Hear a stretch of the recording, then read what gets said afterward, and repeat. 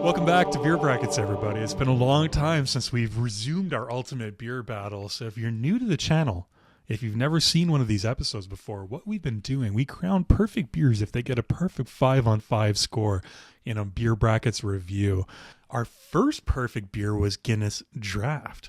And every perfect beer that's come since then has challenged Guinness Draught in a head-to-head battle to beer death to determine the ultimate beer. Guinness has fought off so many amazing beers, man. It's fought off ABT 12 by St. Bernardus.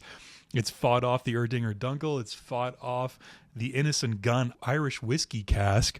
2 years have passed and we've put this off. We've let the battle just fester in the background without addressing it properly, my friend. But it is time.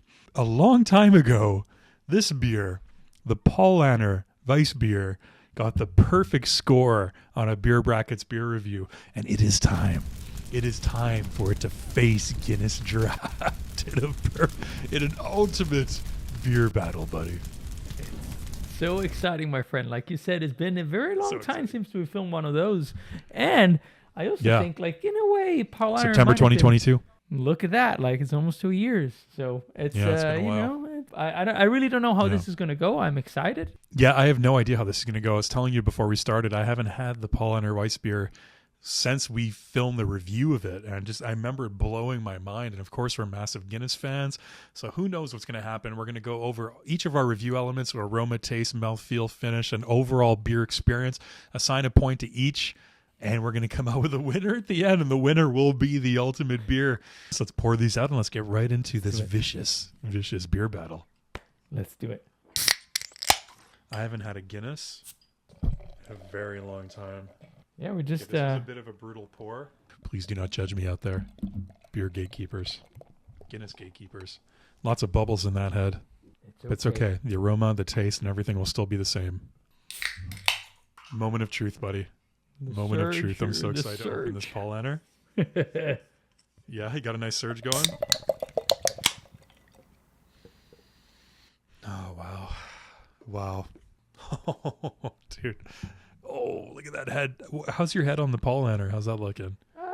Not as good as yours, my friend. Not as good as yours. What happened? What happened to mine? What is this? It's the can magic. Can magic. All right, buddy. Well, let's get started. Aroma cheers. Aroma Which cheers. of the two do you prefer to start off this ultimate beer battle? Oh, these are so different. One has that classic clove that we so much loved in it, and the banana. The other one is just like such a classic. That roasted character mixed with the hint of chocolate in the distance that is iconic. That nice, almost like subtle malt creaminess that also comes through in the aroma. God, I want to take a sip of these beers so bad. Oh, yeah, right? You know what, man? Like, it's so hard to judge here. This is so hard holding off like this. Oh, I'm going to go with Guinness, man. Like, I don't know. It's just gut You're feeling. going with Guinness? I'm going with Guinness. That's the one I want to sip on more than the other. Not that the other... I mean, the other one is so delicious, too. But if I have to pick between the two, that's the one...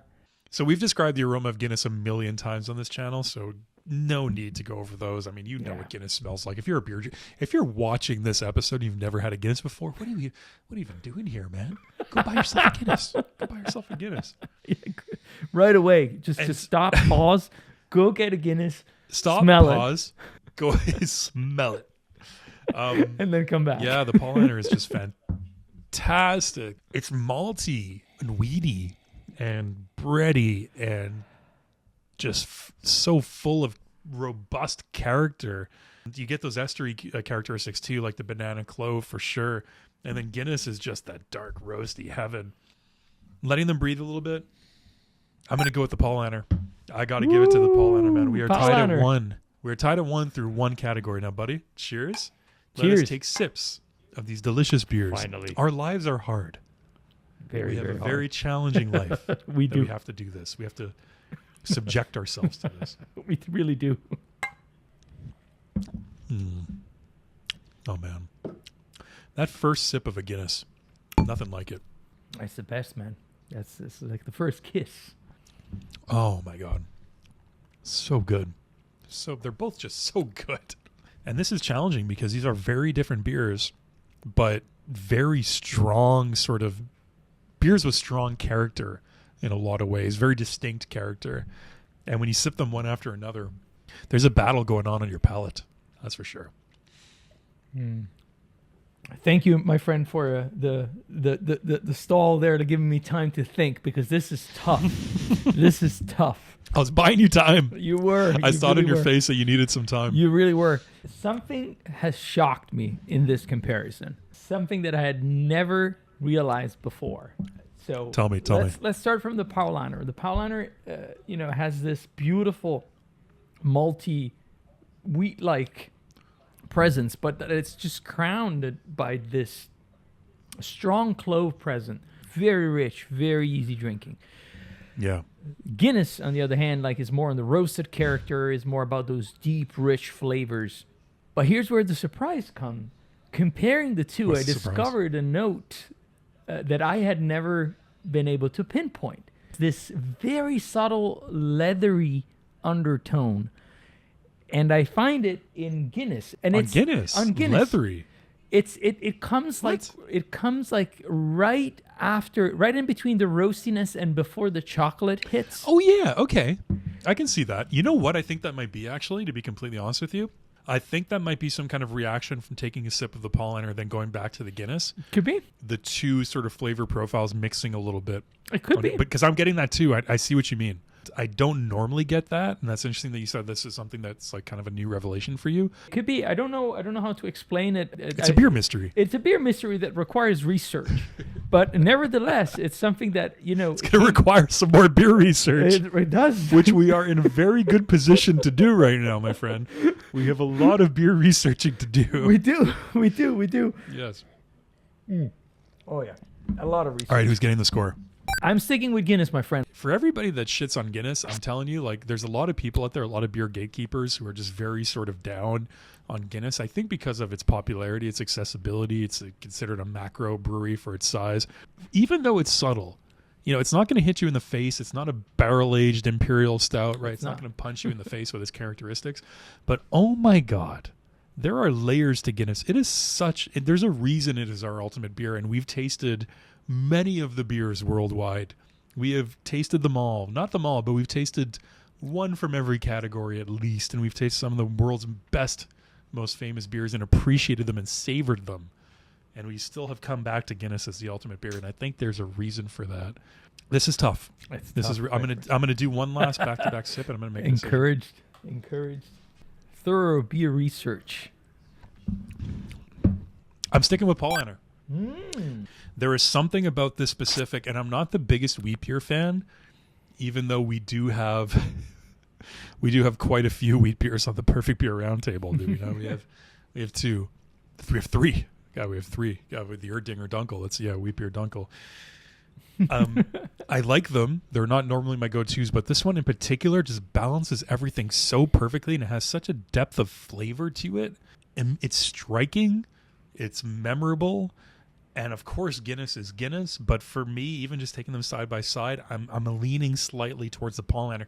Buddy, I might as well be wearing a Paulaner t-shirt for this episode and you a Guinness t-shirt, because so far it's 2-2. It's split. And the scores are just they're split, man.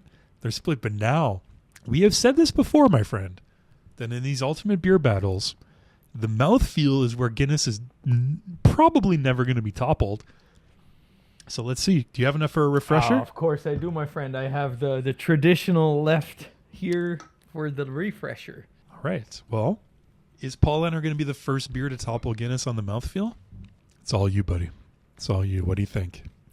This is tight. Has it been this tight through I don't think so, categories? my friend. I don't know. It's been 2 years. I have no idea. I don't think it has ever been usually there's one that is leaning a little bit, and then might be something changing after. But this is tight so far.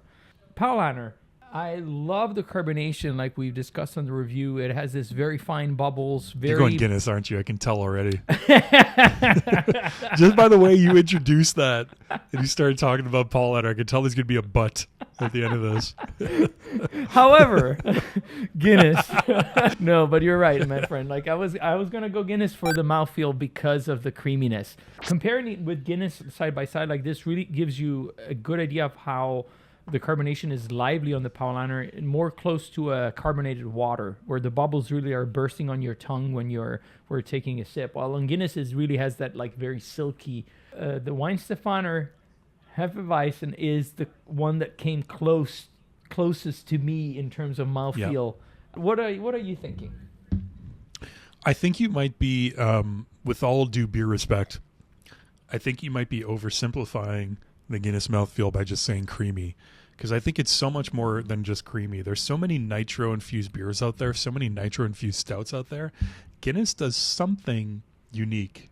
It does something at least distinctive, and I'm not going to say better than any other nitro-infused stout out there, but it does something unique. When you take a sip of this, like, you know it's Guinness, and I think it's partly how it balances the bitterness with the creaminess. So you know how the bitterness, and how does that factor into the mouthfeel? That bitterness of like that dry Irish stout, it has like a tingling sensation on your tongue, on your palate a little bit from that high level of roasty bitterness. And then how the creaminess mixes with that. Like, it's got a very particular balance to those two things that's so just identifiable as being Guinness. And the Paulaner on the other side of things, I remember when we did the review of this, we said that it might as well be nitro infused for how sort of thick and creamy in body it is. And like you said, when you compare it to like carbonated water, there's like this very sharp sort of layer of carbonation on the creaminess. And you get this really interesting mix of the two. It's like this creamy, crisp sensation. I'm sticking with the Paulaner. I am, as much as the Guinness mouthfeel is so iconic, if not the most iconic, I think this is slightly just a beer hair more interesting. Dude, we're tied 3-3 through 3 categories, but now the finish, buddy. This is getting intense. Are we going to have a new ultimate beer potentially? We're tied through 3. Anything can happen at this point. It could be. Let me analyze the Paulaner one more time here. Please do. It's encouraged. I love how Guinness has this initial... On the edge of my seat. Yeah, it has initial roastiness that translates into subtle notes of, now we can say leather, potentially. Maybe. We'll see. We'll do more beer research.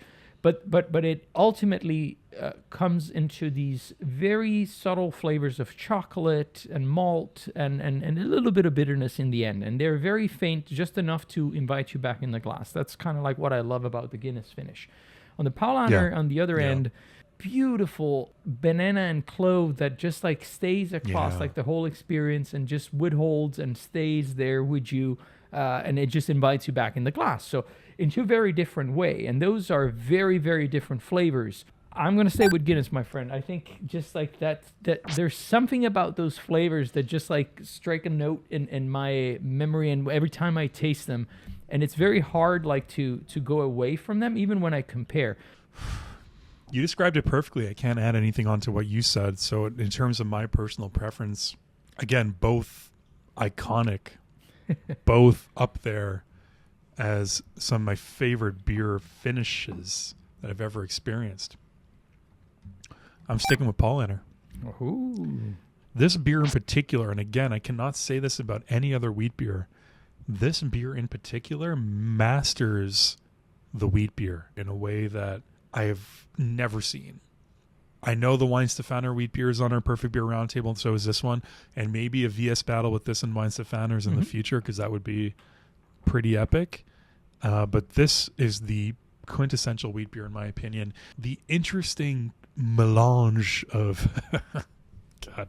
Nice term. It's a melange in a beer review. You're right. The melange. Well, yeah, I moved back to Montreal. I can throw in French words every once in a while. It's fine. It's just perfect. It's absolutely perfect. Estery characters, clove, banana, wheat, maltiness, all just there, perfectly balanced. I'm going with the Paulaner. But now, so we're tied.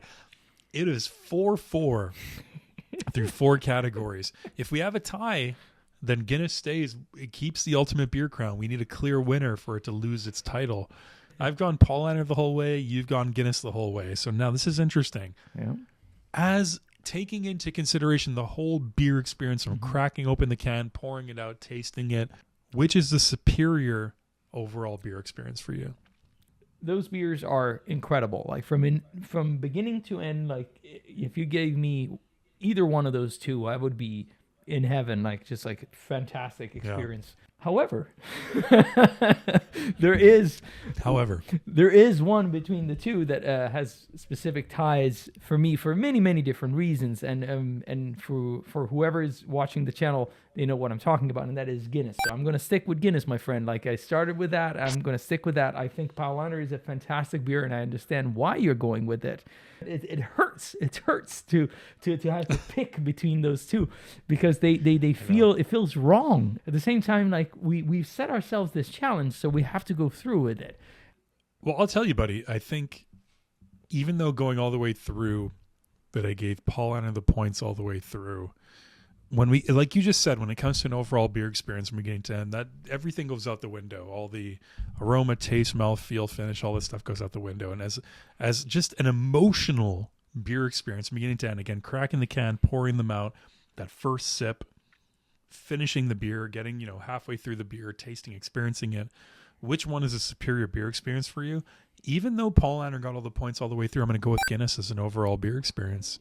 Category to category, I leaned more towards Paulaner, but as an overall, there's nothing like a pint of Guinness for me. Still, this does not trump it as an overall beer experience.